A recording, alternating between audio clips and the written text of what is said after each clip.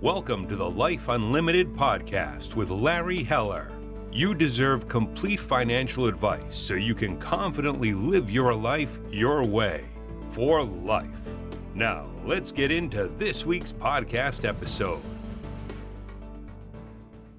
Hello and welcome to another Life Unlimited podcast with your host, Larry Heller. Today, we're going to be navigating S Corporation tax rules with William Huether. Now, he joined Sheehan & Company CPA PC in 2013 and is a certified public accountant in New York State. As a partner, he provides assurance, accounting, and tax services across multiple industries while playing a key leadership role, including chairing the recruiting committee and mentoring staff. William has received several honors, including the Long Island Business News Top 40 Under 40. That's really cool, by the way. He's also actively involved in the NYSSCPA, serving both the Suffolk chapter and the statewide board of directors. Larry, take it away. Thanks, Matt. Thanks, Bill, for joining us today. We're going to talk about kind of forming corporations and S corporations, some of the pros and the cons, a lot of good information out there if you're already a corporation or you're thinking about starting a corporation. So, Bill, let's kind of, get right to the start. So when you're forming a corporation, I guess people just think there's even one corporation, but let's talk about the differences in some of the corporations, and especially we're going to be talking about S Corp. So what is an S Corp? How do you become an S Corp? Sure. So a lot of people, when they form a new entity, and by the way, it's good to be with you guys today, but when someone forms a new entity and they form a corporation, most people will say, I just want to have a corporation. I'm going to form one. They'll go online and sometimes they'll just do it by themselves and they'll try to do a legal Zoom or something like that. And they'll form a corporation. And then they'll think that automatically they're an S corporation. When you form an actual corporation, you become a C corporation by default. And what that means is a C corporation is a separate entity by itself that gets taxed as that separate entity by itself, meaning that any income that that entity makes or brings in is subject to an entity tax. Right now at the federal level, there's a flat entity C Corp tax at 21%. Obviously, we've been hearing discussions over the next couple of weeks about how that may change in the next couple of years. But the downfall about it is the entity will pay tax on that. So it'll pay the federal tax and the New York state or whatever state it's based in tax. But then you as an owner of that C corporation will also then pay tax, because if you take money out of a C corporation, that becomes a dividend, and then you get taxed as that dividend coming to you. Now, from a lot of businesses, on small businesses and whatnot, people like to become S corps for a variety of different reasons. And an S corp is really an election. It's an election of how you want to be taxed and structured from a business standpoint. So an S corporation is a separate entity. However, it is a flow-through entity. So a flow-through entity, like an S corp, means that you don't pay a specific entity tax at the entity level. So if you have your own company where it's, Bill Huether and Company, right? And that's a C corporation, that would pay tax on a C corporation. But if you become an S corp, then you don't pay tax as the entity, but that income will flow through to you. To form an S corporation or get the election for it, there is an election form on the federal side, which is Form 2553. You'll file that, and that's usually due by, if you're a calendar year, March 15th of the first year you're electing. Some states will follow the federal, but New York, and there's a bunch of other ones that you'd have to file separate election requests to become an S corp in those states. But every state has different laws, so we'll have to look at that to make sure that every state will follow. So you unpacked a lot of different things there. So if you want to become an S corp, you got to file separately, and I'll make an S corp election, both federal and possibly state. And really, I guess what you're saying is the main benefit of an S corporation versus a C corporation is saving on taxes. Well, there's a bunch of different benefits, and definitely from a tax perspective. And again, C corporations may be a good option for somebody depending on what your goals are down the line. Do you want to become an ESOP eventually? Do you want to eventually sell the business and you're anticipating large capital gains? There might be some tax impacts. But from an S corp standpoint, one, as we kind of discussed already, you avoid the double taxation. So as a small business owner, you're not paying tax at the entity level and then when you pull money out. The second benefit of an S corp that is something that people really enjoy about them or like about them is, as an owner in an S corp or a shareholder in an S corporation, you receive a Form K-1, which essentially will lay out all of the income, your share of the income that will flow through to you, that you will pick up on your personal tax return. Now, as an S corp, that income that flows through to you is not subject to the self-employment taxes, which are the FICA and the Medicare and all of that stuff. If you were a partnership, all of that would be subject to that, which is substantial. I mean, you're looking at, on the employee side alone, 7.65% FICA, and then you have the Medicare 1.45, and then you'd have to cover the employee piece as well. So you're looking at 15% tax on that.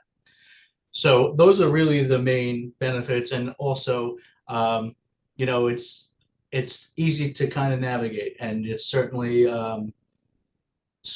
an option that most people like. But the tax piece of it is something that's appealing. So I can set up an S corporation and don't have to take any salary and pay employment taxes and make $1 million and just take that as a K-1 distribution and have no problems? That's what most people like to think. But no, that's the background of the S corp. That's the downfall of it, where you're not going to not get out of not paying those taxes. So as an owner employee in an S corporation, you're required to take a reasonable salary, which obviously would be a deduction from the business, but you're still picking that up obviously through a W-2. Now, the biggest question you always get is, well, what is a reasonable salary? Can I take, if I have a profit of, $1 million, can I take $10,000 and is that good just because I'm putting someone on W-2? The answer is the IRS really doesn't define what reasonable salary is, but I can say it's probably very easy to spot what is not reasonable. Definitely the way to look at it is, what in your role of what you are doing for the business, what would someone in the relative field in your area be being compensated for? Because if the IRS is going to come in and look at you and kind of look at the business and say, okay, is this reasonable? If you're not kind of in a comparatively similar situation to others, it'll be easy for them to say, well, we're going to deem that it's not reasonable, and then they may have some adjustments for you. But go ahead. And then there are other factors that come into play. I put my, my thinking planning hat up. So one is, if you don't have, the lower the salary, if you're below the maximum that you qualify for Social Security, that you're not putting away the most in Social Security, correct? So Absolutely. That would be, so I sometimes I hear people in corporations, well, their salary, their reasonable salary is the max amount for Social Security, because then they've hit the limit and there's no reason to be any higher. Do you see that happening a lot? Yeah, no, you certainly see that a lot, and that's a very traditional way of people trying to come up with that. But it really, again, depends on the industry, depends what you're doing. The other piece of it, though, that you have to look at too is, if you really are the sole main employee of the company and the owner, and you don't have any employees, and you're the one generating all of the business, you're the one doing all of the work and providing the services, the IRS can eventually come in and say, hey, well, listen, you really are acting as an employee, so really almost all of the compensation that you are bringing in should be subject to, compensation on a W-2. So it's looking at all of those different factors, and there's not just a one answer that fits all industries. Right. And from my factors sometimes too, when we get called in to look at a possible retirement plan, we're looking at the salaries, because the salaries determine what type of retirement plan you can put in place and how much you can put away. And sometimes a higher salary lets you put away more money in a retirement plan. So I guess that factors in and of itself as well. Yeah, and ultimately, you see a lot of people that when they're setting up and forming businesses, they initially say, well, I just want the best thing that's going to save me on taxes. And oh, if I'm not paying my self-employment taxes and I'm avoiding double taxation, that's great. But then again, like to your point, you have to look at it as a holistic approach. You have to look at it, all right, is the entity something that would benefit me in the long term? Does it fit my business need? Does it fit my goals going forward? And then two, similar to you, from a personal financial standpoint, from the retirement side, okay, I want to pay myself this, but can I get a better benefit, or could I put more money away based on how I'm structuring that compensation? So there's a lot of factors, but a lot of people do come in, they go, oh, I don't have to pay those taxes. That's great, but there's a lot involved, and you do ultimately pay them, just in some sort of fashion. However, I want to talk a you little bit do- more about S corporations, but I know that's what the topic is today. But let me just touch upon, because there are other entities that you could do, such as, like you said, a partnership, or what's been big, I guess the last few years is an LLC. Yep. So why don't you just kind of mention that, and also kind of say what the pros and the cons are of some of those? Sure. So as a regular LLC, limited liability company, from a taxation standpoint, if you start an LLC and you are a single owner of that LLC, that's really the most basic form of setting up an entity. And I really say that because with that, there's no separate entity filing. It's referred to as a disregarded entity for the tax purposes. So you don't have to file a separate tax return or anything to that effect. You would be filing that income and expenses on your personal tax return on Schedule E or Schedule C for business, but if it's rental, Schedule E. So there's no separate tax there. It's a little bit easier to set up because you do your formation documents and whatnot. You're the only owner, so you don't have any partnership issues to deal with. But the problem is, if you have just an LLC, from a taxation standpoint, any of the income that you make through that, if you have obviously profit in that, it's subject to the self-employment taxes, which as an owner in an LLC, you're paying both the employee and the employer portion of it. Now, on your income tax return, ultimately, you'll get a deduction for half for the employee piece of it, but you're still paying those fees, that tax, which is, increasing your tax liability. Partnership. Oh, go ahead. No, go ahead. Okay, so partnership ultimately is an LLC essentially, and there's a bunch of different partnerships. There's limited partnerships, limited liability companies. There's a whole bunch of different ones. But in general, a partnership is an LLC that has more than one owner or partner. Now, once you bring on another partner, now that's requiring you to file a separate tax return for that entity as a partnership income tax return. So now the cost of, the compliance is a little bit more. You certainly want to make sure that you get those legal documents in order with the partnership agreements and all of that good stuff. So that's a real high level overview, and you can go down lots of rabbit holes with them, but that's a general overview. And again, from a taxation standpoint, partnership income is subject to the self-employment tax. So if you're an active partner.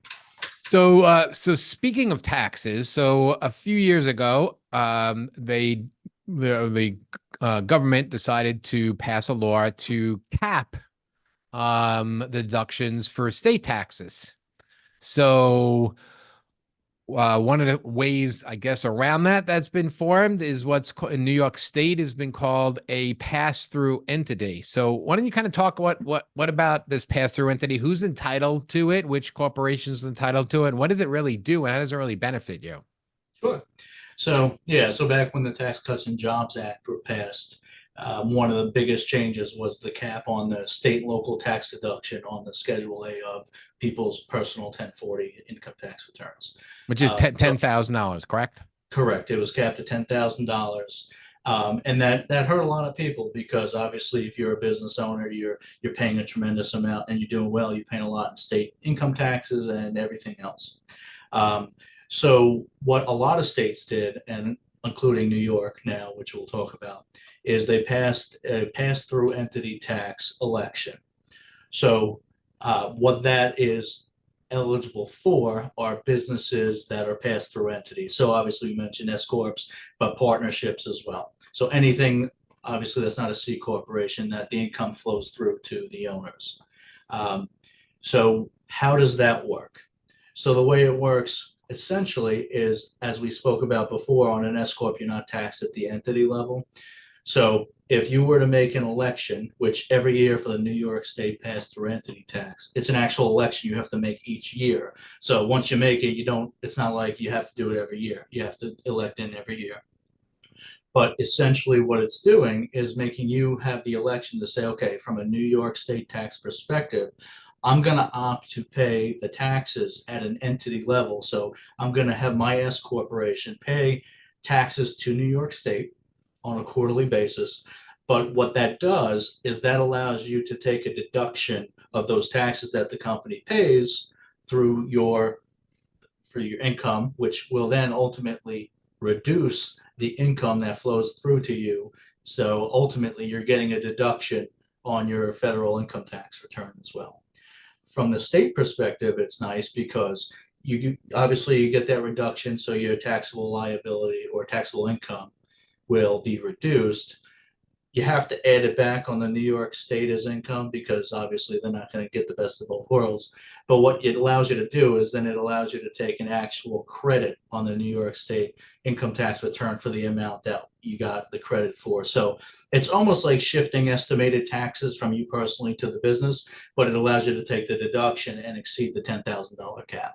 And that's not for every state. There's just New York that's doing. Some states are not doing that. Most states at this point have some sort of pass-through entity tax. Every state might be a little bit different, but New York State was certainly over the last couple of years one of the newer ones that came on board. And obviously working with a lot of people in New York, it was certainly an area that people take advantage of. And if you're a profitable business, it makes sense.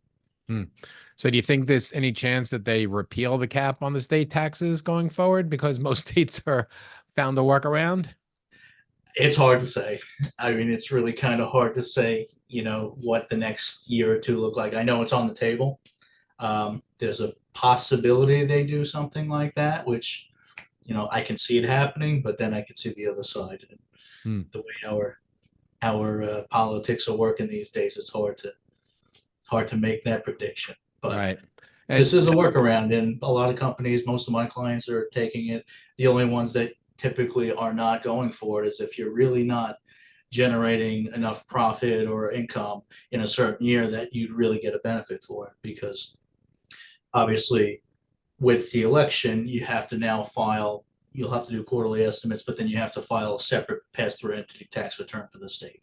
So if the cost of doing that doesn't exceed your benefit, then it doesn't make sense to do that. Right. So that's an important factor. You have to file another tax return for the pass-through Correct. through the pass-through entity. Correct. And if say you're based in New York State and you have partners that are not New York State residents, there's definitely a calculation where the New York non-residents, you have to calculate the allocation between them because non-residents won't get the same as actual New York State residents. So it can, if you have a lot of outside of the state resident partners, it could become a little bit more complicated on how you allocate that income to get the credits. Interesting. So speaking of out of state, does all jurisdictions recognize the S corp for tax purposes? They do not, and most states will, but you have a lot of even local areas that won't. And we see all the time, and I see all the time, you have clients obviously in New York State that are operating in the city or they're based in New York City, and that's a perfect example. So New York State will accept the S corp election, which is fine. New York State, you actually have to file a separate form, CT6, to get that election approved. But New York City, on the other hand, doesn't accept S corp elections. So if you have an entity that is an S corp for the federal purposes, an S corp for New York State, you still have to pay an entity level tax at the New York City level. So we see clients all the time where you're doing a lot of business in New York City and that income gets allocated to the city. You may have a lot of employees in the city. So that income is getting taxed at that level. So you might not be paying federal or New York State income tax on that return, but you'll have a city balance too. I have a lot of clients in DC, the same thing. DC won't recognize S corp elections. So kind of in wrapping up, because we covered a lot of different areas between S corps and C corps, and I guess someone just starting out, they may not even realize there's an LLCs and partnerships. How do you help guide somebody to decide by not only looking today, but looking forward into the future, which entity to set up? Yeah, so certainly what I like to do when I meet with people is one, have a conversation and kind of get all the facts, understanding, all right, what is your goal with the business? Where do you see yourself with this business in a couple of years? Is your intent to sell the business? Are you looking to grow something and then sell it? Are you looking to really just grow this and develop a legacy for your family? Or are you looking for all of these different things?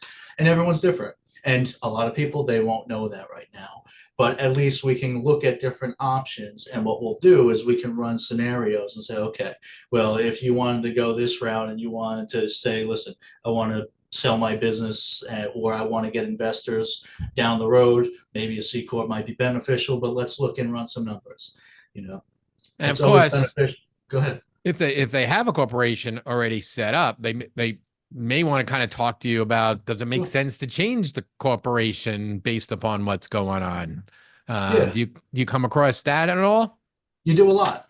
I see it all the time. And again, it's a lot of the times where people will set up these corporations, not realizing that it's not an S corp, or not realizing that what the tax implication is of a corporation, because, if you're not that savvy in the legal realm, or even from a taxation standpoint, people just think, oh, it's a corporation. I'm going to open a new business. I'm going to form a corporation, not knowing the differences of the different corporations, the different organizational types. So see that a lot. And then we see it a lot too, where, I'm working with clients now where they were formed as a C corporation many years ago for a certain reason. Again, maybe they wanted to take on investors at a certain point, or they saw themselves building it in a different direction. And now, after being in business 10 years or so, they're like, well, you know what? I don't know if that is where I really want to go at this point. So maybe now I'll decide to do an S election, which you can do that. But then there's other tax implications there where you have to analyze all the profit that was in the C corp and that kind of stuff. So we go through all of that. We'll look at all the factors and situations and see what comes to the best result for the client and the business.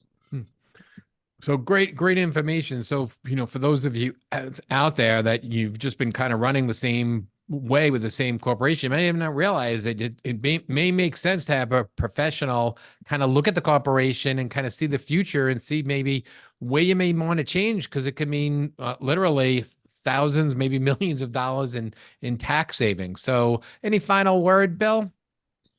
No, I think it's really just for anyone out there. It's just looking at those questions and really asking the questions. Don't feel stupid asking the questions, and reach out to those that can give you some advice and guidance, because there's not one size fits all answer. A C corp might be great for somebody, an S corp might be great for somebody, an LLC might be great for somebody, and it really depends on the needs. So certainly don't just go out there and form something just because you want to get it going.